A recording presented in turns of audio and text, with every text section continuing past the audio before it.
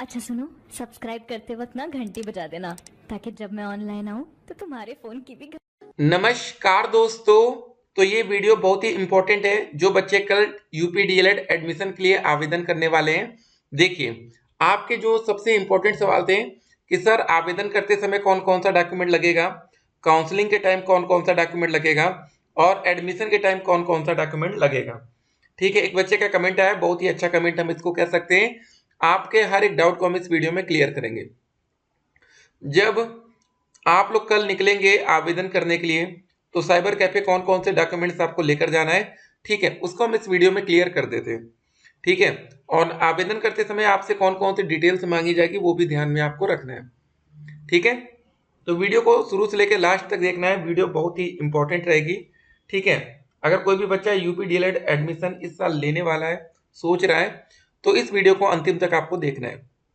तो सबसे पहले दोस्तों जो सबसे इंपॉर्टेंट डिटेल्स होगी वो मिनिमम क्वालिफिकेशन डिटेल्स को लेकर है। तो मिनिमम आपका ग्रेजुएशन कंप्लीट होना चाहिए।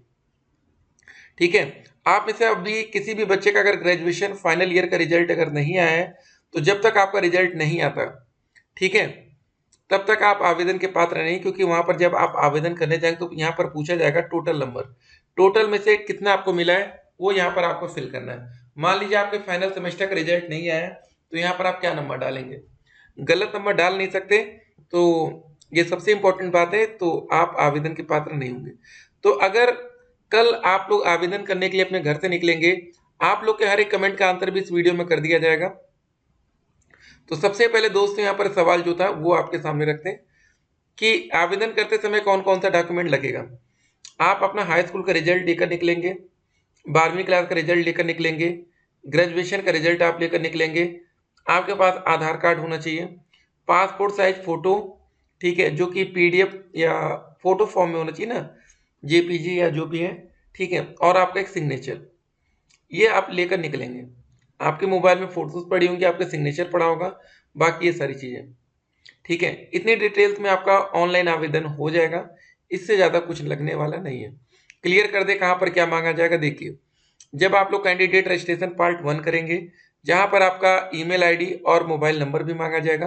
आपके ईमेल आईडी और मोबाइल नंबर पर एक ओटीपी आता है, वन टाइम वेरिफिकेशन, ठीक है, इसको वेरीफाई करना होता है। तो आपको रजिस्ट्रेशन नंबर सिंपल तो यहाँ प्राप्त होगा। जब आप ये रजिस्ट्रेशन प्रोसेस कंप्लीट करेंगे तो आप अपना रजिस्ट्रेशन नंबर, ठीक है, जो भी मिलेगा इसको सेव कर लेना है। इसको कहीं ना कहीं आप सेव करके रखे रहेंगे, अपने दो दोस्त को भैया मैसेज में रख दीजिएगा व्हाट्सएप पर, ताकि वो डिलीट ना हो आपसे। मान लीजिए आपका मोबाइल खो जाए, कुछ हो जाए तो रहेगा। ठीक है, तो ये रजिस्ट्रेशन नंबर की जरूरत पड़ेगी कब, जब आप लोग अपना पार्ट 2 या पेमेंट करेंगे, तो यहाँ पर रजिस्ट्रेशन नंबर और डेट ऑफ बर्थ के माध्यम से लॉगिन होगा। उसके बाद पार्ट 2 में आपका हाई स्कूल और इंटर की डिटेल्स डाली जाएंगी, फिर आपको फोटो सिग्नेचर अपलोड करके प्रिंट कर लेना है। ठीक है, तो एक सिंपल सा प्रोसेस है, कोई दिक्कत नहीं है। आप चाहेंगे तो घर बैठे भी आवेदन कर पाएंगे। कल हम आपको स्टेप बाय स्टेप पूरा प्रोसेस समझा देंगे। ठीक है, आप लोग को बिल्कुल परेशान नहीं होना है। एक बात और, आप लोग का हाई स्कूल का जो ओरिजिनल रिजल्ट होगा 12वीं क्लास का, उसमें एक मार्कशीट नंबर पड़ा होगा, क्लियर लिखा होगा मार्कशीट नंबर, वो नंबर आपसे मांगा जाएगा। जब ग्रेजुएशन की बात आएगी मार्कशीट नंबर, तो अभी आपके पास अगर ओरिजिनल रिजल्ट नहीं है, ठीक है, तो आप मार्कशीट नंबर आपके पास नहीं है तो वहां पर सिंपल सा एनए डाल दीजिएगा। मतलब एनए का मतलब होता है नॉट अवेलेबल, अभी आपके पास वो उपलब्ध नहीं है। कोई दिक्कत नहीं होगी, फॉर्म आगे बढ़ेगा। ठीक है, तो इतना क्लियर हो गया। तो आवेदन करते समय कौन कौन सा डॉक्यूमेंट लगेगा ये क्लियर। काउंसलिंग के टाइम दोस्तों जब स्टेट रैंक आ जाती है तो आप काउंसलिंग करते हैं, उस समय कोई डॉक्यूमेंट्स की जरूरत नहीं पड़ती, बात खत्म। फिर एडमिशन के समय कौन कौन सा डॉक्यूमेंट्स लगेगा, अब उसकी लिस्ट यहाँ पर हम आपके सामने रखते हैं। एडमिशन के सबसे सबसे पहले लगेगा अलॉटमेंट लेटर। ये कब आपको मिलेगा, जब आप लोग ऑनलाइन काउंसलिंग कर चुके होंगे। ठीक है, तो जब आपको फाइनल कॉलेज अलॉट हो जाएगा तो इसको डाउनलोड करने के लिए आपको टोटल 10,000 की पेमेंट करनी पड़ती है। 5,000 रुपये चॉइस फिलिंग करने के लिए, 5,000 रुपये सीट कंफर्मेशन फीस, टोटल 10,000 ये पेमेंट करके आपको ये मिलेगा अलॉटमेंट लेटर। आवेदन पत्र का प्रिंट आउट, जब आप लोग अपना आवेदन कंप्लीट कर लेंगे तो याद रखिए दोस्तों, यहाँ पर देखिए प्रिंट एप्लीकेशन फॉर्म है ना, इसको पीडीएफ रूप में आप सेव कर लेंगे। ठीक है, तो ये आपको लेके जाना है, इसकी फोटो कॉपी। उसके बाद ये हटा दीजिए इन दो चीजों को, हाई स्कूल का रिजल्ट, इंटरमीडिएट स्नातक का रिजल्ट, वह प्रमाण पत्र अथवा प्रोविजनल। ये प्रोविजनल कैसे मिलेगा, ये दोस्तों आप साइबर कैफे के माध्यम से या आप अपने कॉलेज के माध्यम से प्रोविजनल प्रमाण पत्र ले लेंगे, लेकिन कब तक चाहिए? आवेदन करने की तिथि तक निकाली गई नेट की प्रति मान्य होगी। ठीक है, इसको जल्द से जल्द निकलवा कर रख लीजिए। तो ये भी आपका डाउट क्लियर हो गया। अगला देखिए, निवास प्रमाण पत्र प्रवेश की तिथि तक निर्गत मान्य होगा। निवास प्रमाण पत्र अगर आपके पास नहीं है तो इसको आपको तुरंत बनवा लेना चाहिए, ठीक है ना, नहीं तो बाद में कोई दिक्कत ना हो। देखिए, हम नहीं चाहते कि हमारे साथ अगर कोई बच्चा जुड़ रहा है तो उसके साथ कोई दिक्कत आज या कल या परसों कभी भी आए, ठीक है ना। उसके बाद देखिए, ईडब्ल्यूएस प्रमाण पत्र। एक बात और आपको यहाँ पर ध्यान देना है, जाति प्रमाण पत्र विवाहित महिला की स्थिति में पिता के नाम से निर्गत होना चाहिए, ठीक है। ये भी थोड़ा सा इसको आप ध्यान में रखेंगे। अगर कुछ लड़कियों की शादी हो चुकी है तो ये दोस्तों पिछले सालों में कुछ मांगा गया था, तो ये ध्यान में रखेंगे। फिर ईडब्ल्यूएस प्रमाण पत्र, ईडब्ल्यूएस वो रखेंगे जो बच्चे जनरल कैटेगरी से आते हैं। अगर आपका ईडब्ल्यूएस बन सकता है तो बनवा लीजिएगा। दिव्यांगता प्रमाण पत्र ये उनके लिए जो इसमें है, ठीक है। ऐसा नहीं जो बच्चे दिव्यांग नहीं वो दिव्यांगता प्रमाण पत्र बनवाने निकले, ठीक है। अगर आप भूतपूर्व सैनिक है, स्वतंत्रता संग्राम सेनानी प्रमाण पत्र अगर आपका बन सकता है तो बनवा सकते हैं। बाकी जो आपका 200 रुपये बचेगा ये अपने कॉलेज में आपको जमा करना है। पहचान हेतु आवेदन पत्र में अंकित विवरण के अनुसार व्यक्तिगत पहचान पत्र, तो यहाँ पर आप अपना आधार कार्ड लगाएंगे, ठीक है। ये सारी चीजें हो गई। एक शपथ पत्र आपका लगेगा। शपथ पत्र में क्या क्या बातें होती हैं देखिए, शपथ पत्र में कुछ बातें ऐसी लिखी रहती है जैसे कि आप डीएलएड के अलावा कहीं और एडमिशन आपने नहीं ले रखा है, जैसे कुछ बच्चे एमए एमएससी कर रहे होंगे, ये कुछ ऐसी बातें लिखी रहेंगी कि हम डीएलएड कर रहे हैं अभी और कोई कोर्स नहीं कर रहे हैं। दूसरी बात, डीएलएड करते करते समय हम कोई सरकारी या प्राइवेट नौकरी नहीं कर रहे हैं। तीसरी बात, कोई लड़की अगर, ठीक है, शादी हो चुकी है तो उसमें यह भी शपथ लेना होता है कि हम भाई इन 2 सालों में हम प्रेग्नेंट नहीं होंगे, ठीक है। तो कुछ ऐसी बातें लिखी रहती हैं। ये हर एक कॉलेज में अलग अलग तरह से शपथ पत्र देना पड़ता है।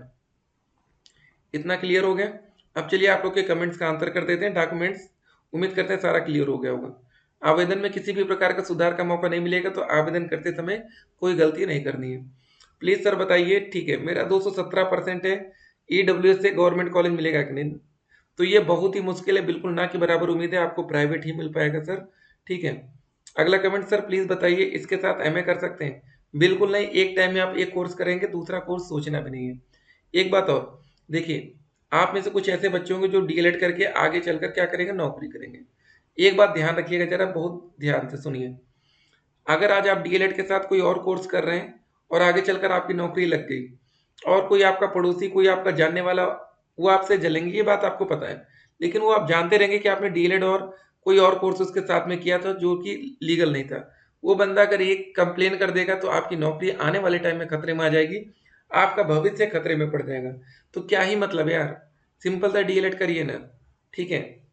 सर मेरा 225% बन रहा है, सरकारी कॉलेज मिलेगा? ठीक है, चांस है लेकिन बहुत कम चांस रहेगा, 235 प्लस इस सेफ जोन के दायरे में। सर मेरा 52.8 नंबर है, क्या गवर्नमेंट कॉलेज मिलेगा? ये ग्रेजुएशन की बात हो रही होगी तो मुश्किल रहेगा। सर इनकम सर्टिफिकेट 1 साल पुराना है तो चल जाएगा? इनकम देखिए अभी आपका लगेगा ही नहीं, अभी आपका लगेगा निवास और जाति प्रमाण पत्र। इनकम स्कॉलरशिप के आसपास लगता होगा। सर 12th के बाद बीटीसी कर सकते हैं या नहीं, प्राइवेट या गवर्नमेंट? देखिए 12th के बाद अभी आप नहीं, जब आपका ग्रेजुएशन हो जाएगा तब आपको करना रहेगा, ठीक है। सर राजर्षि टंडन यूनिवर्सिटी से मैंने ग्रेजुएशन किया है, डीएलएड के लिए डिग्री मान्य होगी ना? अरे बिल्कुल यार, अगर आप कहीं से डिग्री ले रहे हो तो क्यों मान्य नहीं होगी। सर मेरा 209 नंबर ओबीसी, मुश्किल है प्राइवेट मिल पाएगा। सर मेरा 229 आ रहा, गवर्नमेंट कॉलेज मिल जाएगा ओबीसी से? जी हाँ, चांस रहेगा थोड़ा सा कम, क्योंकि हमने 235 प्लस सेफ जोन बताया। एक और बात, हमने ये भी बता रखा है कि 200 से ज्यादा नंबर पर सरकारी कॉलेज मिलेगा, लेकिन किसको मिलेगा ये भी हमने क्लियर किया था, जो बच्चे, ठीक है, एसटी कैटेगरी में आएंगे, फिजिकल हैंडीकैप में आएंगे, एक्स सर्विस में आएंगे, फ्रीडम फाइटर में आएंगे, इन बच्चों को चांस बनेगा, ना कि सभी का। सर मेरा बीए में 49% है, ओबीसी है, एडमिशन हो जाएगा, बट सर बाद में कोई दिक्कत तो नहीं आएगी? देखिए पहले आप एडमिशन लीजिए ना, आगे चलकर क्या होगा वो तो भविष्य की बात है, फिलहाल अभी तो हो जाएगा। सर अभी हमारा बीए का फाइनल रिजल्ट नहीं है, तो दोस्त रिजल्ट आना बेहद जरूरी है। सर फॉर्म भरते वक्त पॉइंट भी भरा जाता है?